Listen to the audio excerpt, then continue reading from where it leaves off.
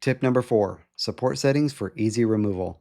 Trust me, there are a lot of settings in the support tab.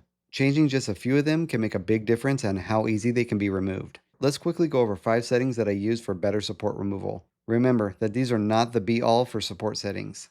Different filament types and even brands will make a difference in the outcome that you get. Use these settings as a guide to understand what your printer is doing when creating supports. Then, make an intelligent adjustment when you run into a filament that's giving you issues. Alright, let's get right to it. First, let's make sure that advanced mode is turned on. This will reveal all of the support settings. So if I had to choose just one setting to adjust for easier support removal, it would definitely be the top Z distance.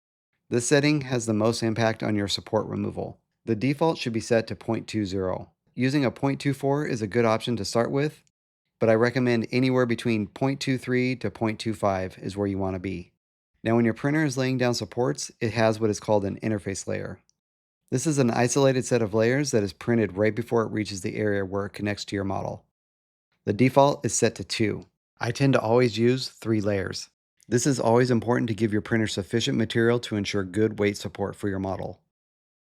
Now, if you happen to have an AMS, we can take this even one step further, which is going to make a huge difference.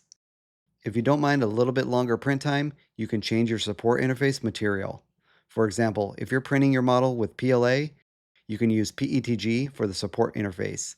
Since PETG doesn't stick to PLA and vice versa, it is a great way to create a support interface between your model and your support.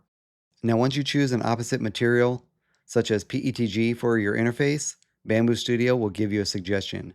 It wants you to change your Z distance to 0, change your interlace rectilinear pattern, and disable independent support layer height. I have always used this suggestion, and it's given me great results. Bambu Studio is trying to create zero clearance and a better support pattern, so it's a good idea to use their suggestion.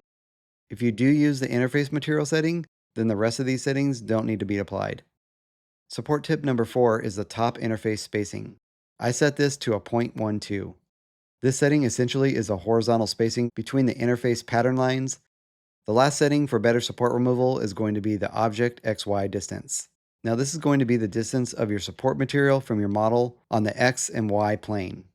Here is a great image from the Bambu wiki that shows you exactly what I'm talking about. Think of it as the distance of your tree support and how far away they are spaced from your model. I've had plenty of instances where the side of the tree supports get stuck to my model, especially when printing very organic models such as dinosaur bones. The default is usually set to zero point 0.2. You can use a value of 0.35 or zero point 0.4 for this. For more Bambu Studio tips, click on the related video link or check out my channel.